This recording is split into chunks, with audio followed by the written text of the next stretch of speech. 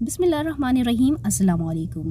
سیدنا حضرت ابو بکر صدیق رضی اللہ تعالیٰ عنہ اپنے درجات اور مراتب میں اس قدر بلند ہیں کہ آپ کا عارفین کے سردار، اہل تقوی میں سب سے اعلیٰ، اصحاب تجرید و تفرید کے امام، رفیق رسول اللہ صلی اللہ علیہ وسلم، امام صدیقین اور افضل البشر بعد الانبیاء کے القاب سے یاد کیا جاتا ہے۔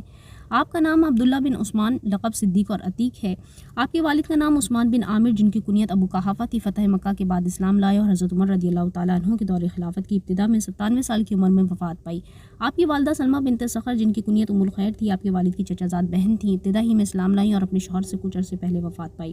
آپ عام الفیل کے 2.5 سال بعد 573 عیسوی میں مکہ مکرمہ میں پیدا ہوئے۔ رسول اللہ صلی اللہ علیہ وسلم سے 2 سال 2 ماہ چھوٹے تھے۔ آپ کا تعلق قریش کے قبیلے بنو تمیم سے ہے اور 7ویں پشت میں آپ کا شجرہ نسب رسول اللہ صلی اللہ علیہ وسلم سے مل جاتا ہے۔ حضرت عبداللہ بن عمر فرماتے ہیں کہ جب حضرت ابو بکر صدیق رضی اللہ تعالیٰ عنہ پیدا ہوئے تو اللہ پاک نے جنت عدن سے ارشاد فرمایا کہ مجھے اپنی عزت و جلال کی قسم، تجھ میں صرف انہی لوگوں کو داخل کروں گا جو اس پیدا ہونے والے یعنی ابو بکر صدیق سے محبت کرے گا۔ حضرت ابو بکر صدیق رضی اللہ تعالیٰ عنہ اپنی برادری میں سب سے زیادہ دولت مند لیکن مروت و احسان کے پیکر تھے۔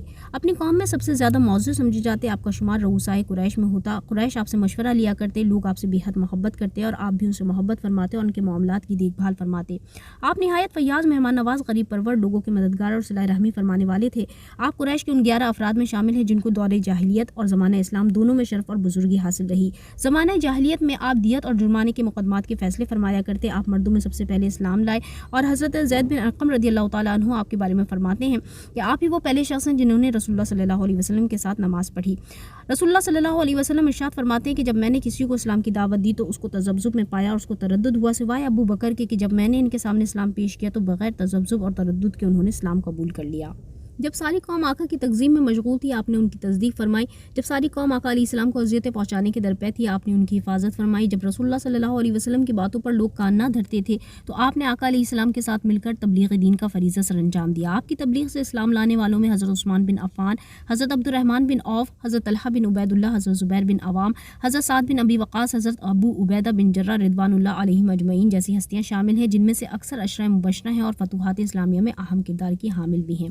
آپ نے کافروں کے سوال کے جواب میں واقعہ معراج کی فوراً تصدیق فرمائی اور بارگاہ نبوت سے صدیق کا لقب پایا۔ آپ عشق معراج، معلم عشاق اور وفا و جانثاری کا نقطہ عروج ہیں۔ ہجرت کے موقع پر آپ کا پورا خاندان رسول اللہ صلی اللہ علیہ وسلم کی خدمت میں مصروف رہا۔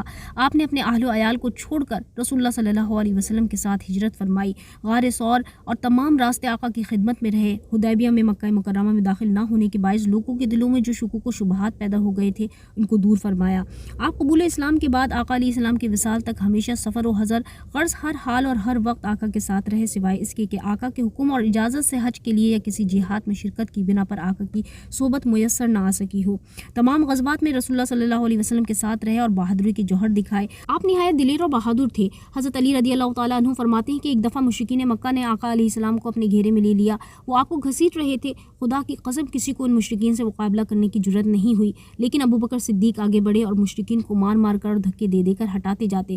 حضرت علی رضی اللہ تعالیٰ عنہ فرماتے ہیں کہ حضرت ابو بکر صدیق کی ایک ساعت فرعون کے مومن کی 1000 ساعتوں سے بہتر اور برتر ہے، اس لیے کہ وہ اپنا ایمان ڈر کی وجہ سے چھپاتے تھے، اور ابو بکر صدیق نے اپنے ایمان کا اظہار علل اعلان کیا اور لوگوں کو اسلام کی طرف بلایا۔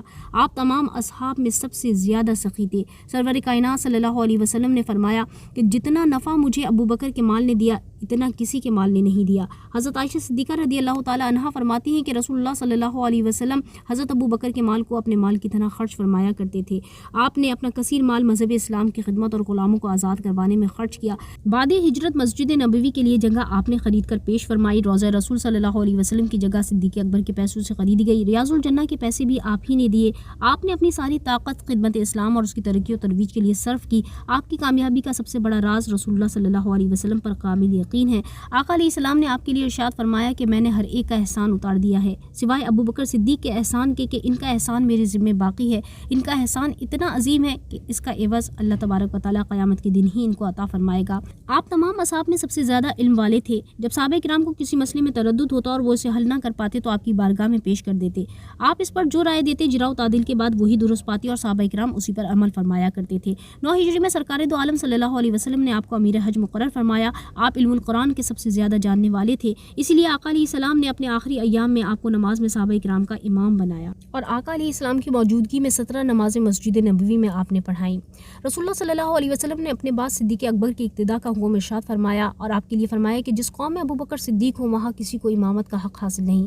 آپ احکام رسالت کو سب سے زیادہ جاننے والے تھے۔ صحابہ کرام رضی اللہ تعالیٰ عنہم امور سنت میں آپ سے رجوع فرمایا کرتے۔ آپ ایسی صورتوں میں ہمیشہ حدیث رسول صلی اللہ علیہ وسلم پیش فرماتے۔ آپ کو بکثرت احادیث یاد تھیں اور بوقت ضرورت آپ انہیں بیان فرماتے۔ آپ کا حافظہ نہایت قوی تھا۔ آپ علم الانصاب اور تعبیر کے ماہر تھے اور رسول اللہ صلی اللہ علیہ وسلم کے زمانے میں خوابوں کی تعبیر بتایا کرتے۔ آپ نہایت ذکی اور ذی فہم تھے۔ آپ کو قرآن میں صدیق اور صاحب النبی کا لقب دیا گیا۔ آپ اولون سابقون میں سب سے اول قرار پائے۔ آپ رسول اللہ صلی اللہ علیہ وسلم کے وزیر خاص تھے۔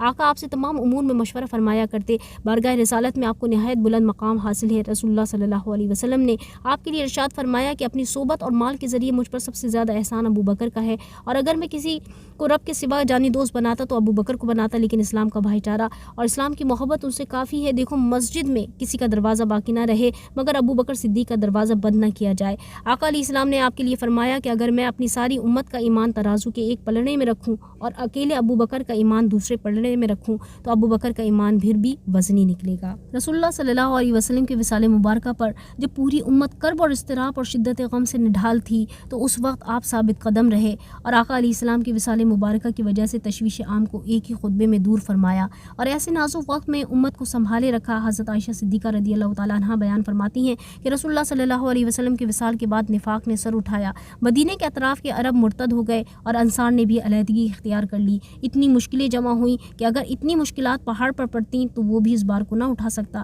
لیکن میرے والد نے زبردست استقلال سے ہر ایک مشکل کا مقابلہ فرمایا اور ہر ایک کا حل نکالا۔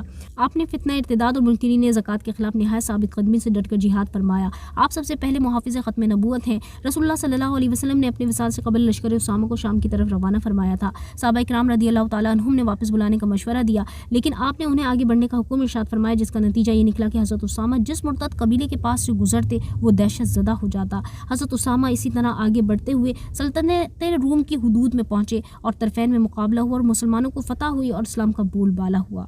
فرمان رسول صلی اللہ علیہ وسلم ہے کہ ابو بکر کی محبت اور ان کا شکر میری امت پر واجب ہے۔ آپ امت مسلمہ پر بڑی شفقت فرمانے والے تھے، آخر وقت تک امت رسول کی خدمت فرمائی۔ سرکار دو عالم صلی اللہ علیہ وسلم نے آپ کے لیے ارشاد فرمایا کہ میری امت پر سب سے زیادہ مہربان ابو بکر صدیق ہیں۔ آپ ہی وہ اعلیٰ مرتبت ہیں جن کو سرور کائنات صلی اللہ علیہ وسلم نے یہ بشارت عطا فرمائی کہ اے ابو بکر، میری امت میں سب سے پہلے جنت میں داخل ہونے والا شخص تم ہی ہوں گے۔ 2 سال 3 ماہ 10 دن تک خلافت کی ذمہ داریاں پوری کرنے کے بعد 22 جمادی الثانی 13 ہجری کو اس دار فانی سے رخصت ہوئے۔ حضرت عمر رضی اللہ تعالیٰ عنہ نے آپ کی نماز جنازہ پڑھائی۔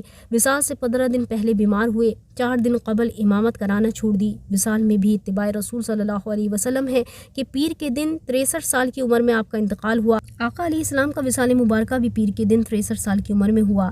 آقا کی وصال مبارکہ کے وقت بھی حضرت عائشہ صدیقہ رضی اللہ تعالیٰ عنہا قریب تھیں۔ آپ کے قریب بھی حضرت عائشہ تھیں۔ جس چارپائی پہ رسول خدا صلی اللہ علیہ وسلم کو اٹھایا گیا، آپ کو بھی اسی چارپائی پہ اٹھایا گیا۔ ایک روایت کے مطابق آپ نے اپنی زوجہ حضرت اسماء بنت امیس رضی اللہ تعالیٰ عنہا اور بیٹے عبد الرحمن بن ابو بکر رضی اللہ تعالیٰ عنہ کو غسل کی وصیت فرمائی، اور ایک روایت کے مطابق حضرت علی رضی اللہ تعالیٰ عنہ سے فرمایا کہ اے علی، جب میری وفات ہو جائے تو مجھے اپنے ہاتھوں سے غسل دینا جن سے تم نے رسول اللہ صلی اللہ علیہ وسلم کو غسل دیا تھا، پھر خوشبو لگا کر مجھے چوکھٹ محبوب پر لے جانا اور عرض کرنا کہ حضور آپ کا یار غار رفیق مزار بھی بننا چاہتا ہے، اگر دروازہ کھل جائے تو مجھے وہاں دفن کر دینا، ورنہ مسلمانوں کے قبرستان جنت البقیع میں دفن کرنا۔ حضرت علی نے وصیت کے مطابق چارپائی روضہ انور کے سامنے رکھی، عرض کی یا رسول اللہ صلی اللہ علیہ وسلم، یہ ابو بکر ہیں، یہاں دفن ہونے کی اجازت چاہتے ہیں۔ حضرت علی فرماتے ہیں کہ میں نے دیکھا اچانک جب دروازہ کھل گیا اور اندر سے آواز آئی، حبیب کو حبیب کے پاس پہنچا دو، بے شک حبیب اپنے حبیب ہی کا مشتاق ہے۔ جب آپ کو قبر مبارکہ میں لٹایا گیا تو ادب کے پیش نظر آپ کا سر مبارک رسول اللہ صلی اللہ علیہ وسلم کے شانہ مبارک کے متوازی رکھا گیا۔